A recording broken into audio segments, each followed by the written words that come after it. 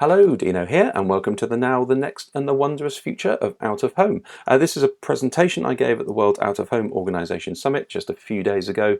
I am now home in my glorious office, and I thought I'd do this version just so that it may be easier to follow with me in the corner. So hopefully that is useful.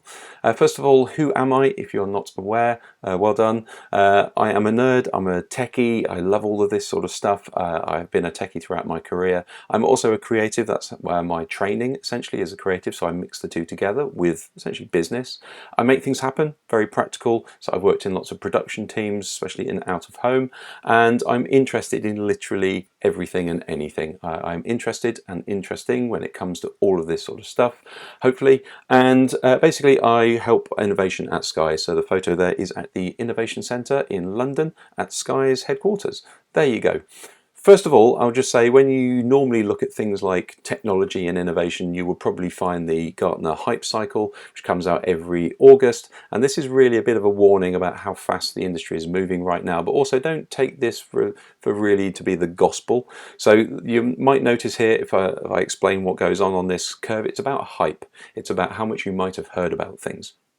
And it goes through 5 phases. First of all, there is something that happens, an innovation trigger. It might be technology, it could be all sorts of things, or software, an invention. Then people hear about it, usually through the press or through social media, and everybody gets inflated expectations. They expect it to do amazing things. Then they realize it can't quite do what they want, or at least they struggle to make it fit in with their preconception, and then they go into the trough of disillusionment. And eventually it starts to maybe find its way onto the slope of enlightenment, and ideally onto the plateau of productivity where it becomes useful. Now you might notice the curve for the last 2 years has been very empty on that sort of trough of disillusionment, slope of enlightenment, i.e. we're stuck in a kind of a hype phase at the moment. Now this isn't strictly true, so you might see some things on there that kind of defy expectations. So you've got things like foundation models. Now this is currently the base of all of this generative AI. You might also see things like machine learning code generation, or even generative design AI. So those are really high right now, so they should be over there. So not only are some of these in the wrong place, but also they probably will be in the right place because everywhere is moving so quickly right now. So just be aware, everything is moving quickly, and there's a lot of hype, but there's also a lot of practicality as well. So this presentation is about what innovations am I seeing in the wider industry that I think will impact out of home. And I'll do that in 3 areas: the now, the next, and the slightly further future. So let's have a look at now. So the things that you should be looking at right now. First of all, let's talk about ChatGPT. Now, ChatGPT is just one of essentially the large language models. These things you can ask questions of and it will give you an answer in several ways. Could be code, could be text. This is me asking it. I am new. I'd like to run an advertising campaign across Europe on billboards. Which companies should I contact? And this is now telling me this entire thing.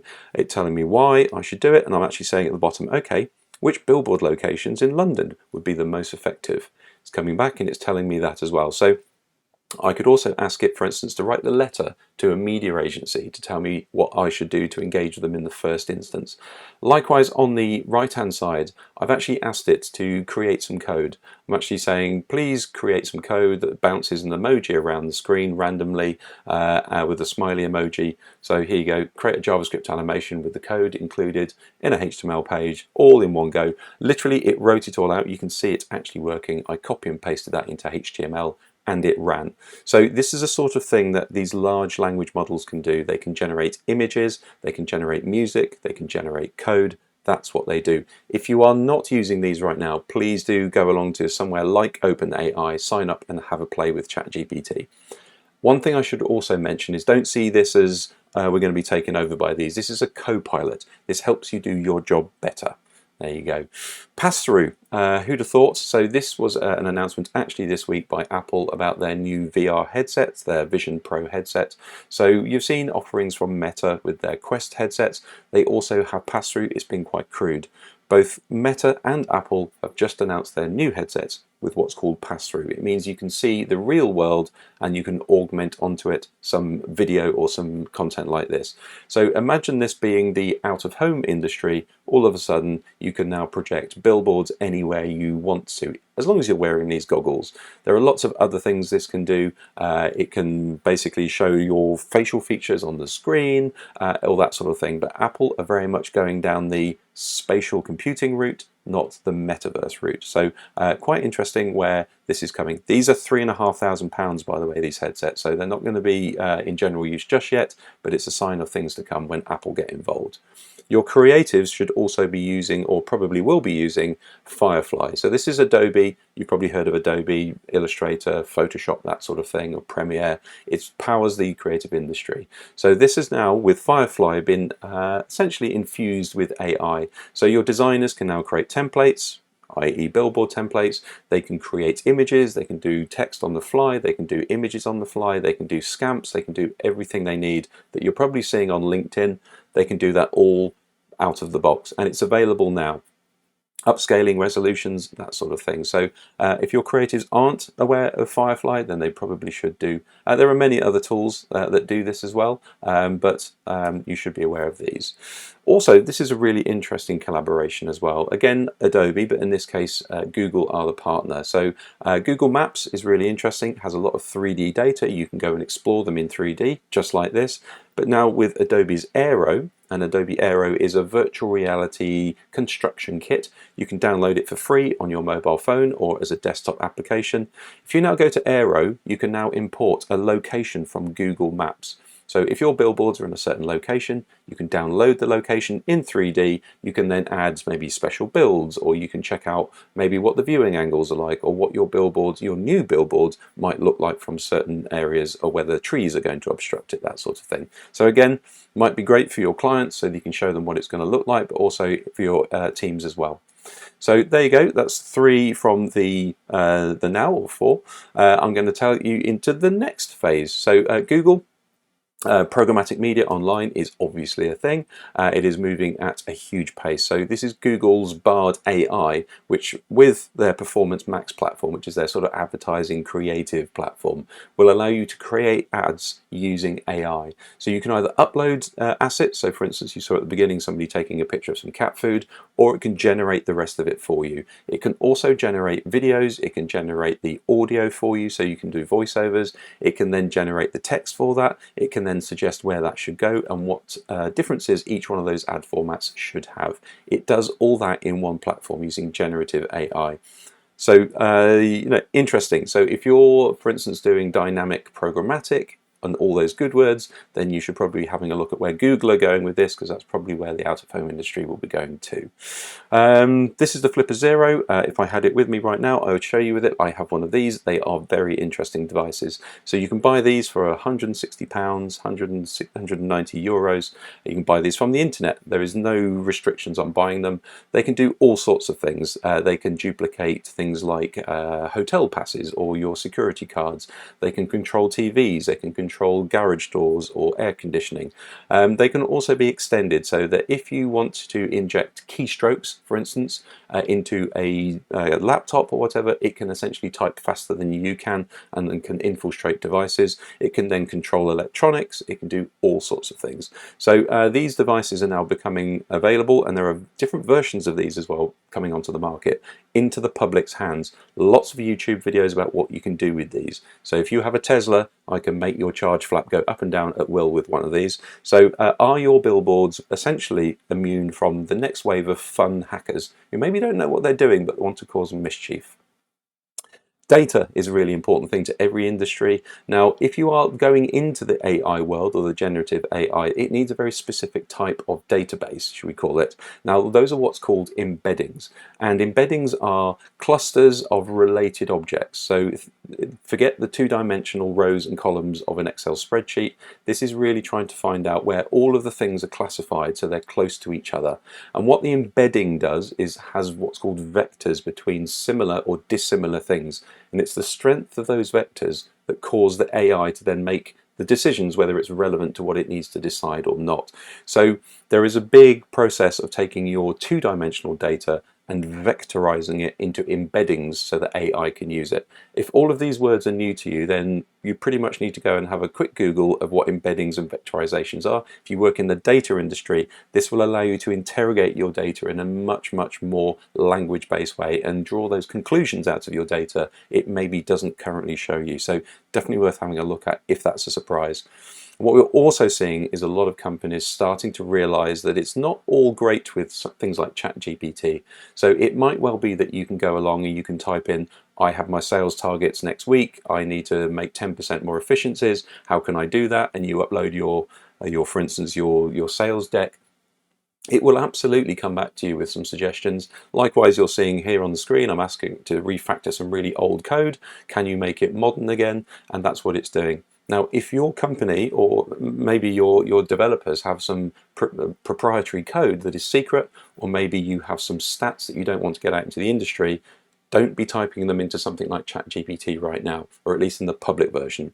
4% of employees have said they've actually typed something or uploaded something sensitive into these worlds right now. Companies are starting to lock those down. Samsung, for instance, Sky internally is starting to look at like, what is the use of AI, and don't just keep uploading stuff into it for advice. So it's not all you can eat at the moment, it's starting to be restricted. So maybe you should be thinking about that with your company as well.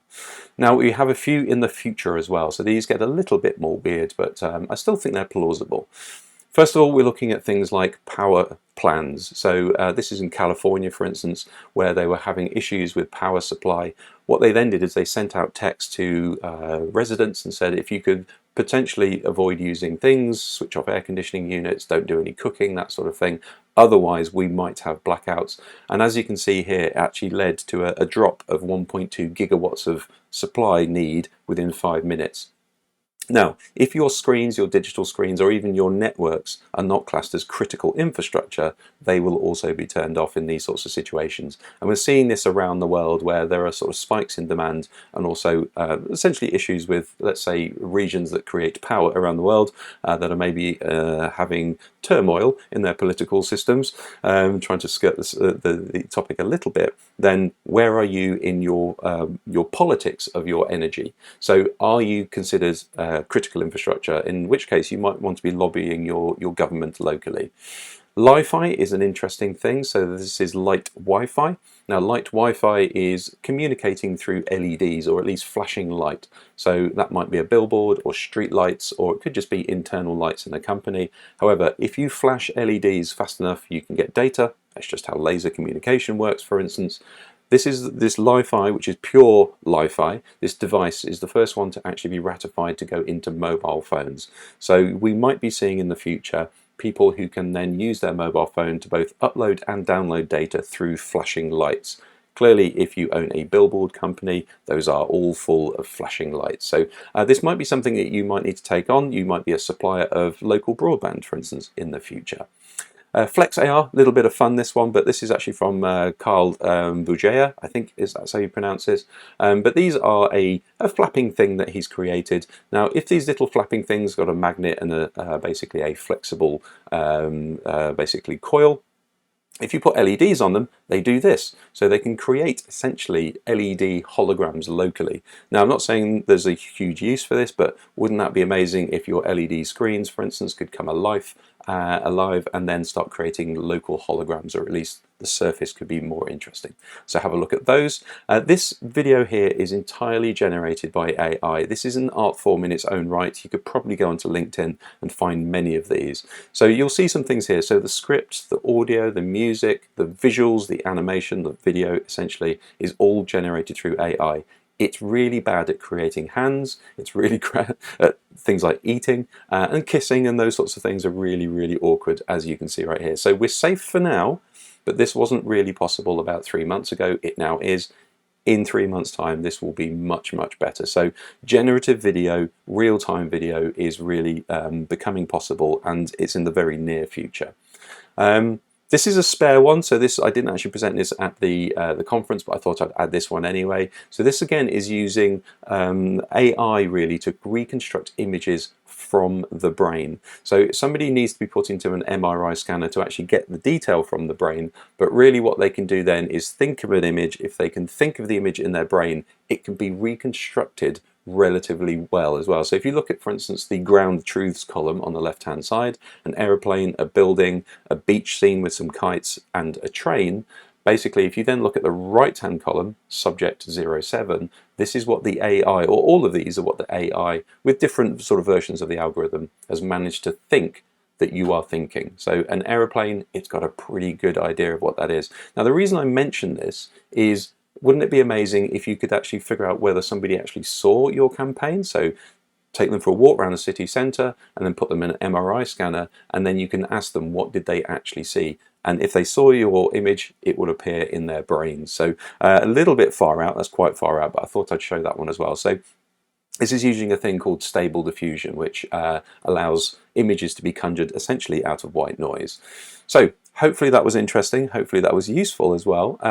Nice quote. I've changed this from the actual presentation I did at the conference. I thought this was more useful. Don't worry, so AI will not replace you, but the person using AI probably will. So if you're not using it right now, you probably should start leaning into it right now. So start exploring today, maybe the next week, but 6 months is probably too late. You need to have somebody where you work working on this right now.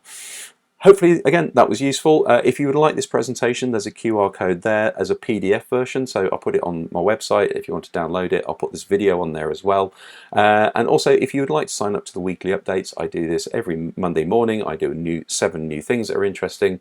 Hopefully my head is just below it. It's up above me right now.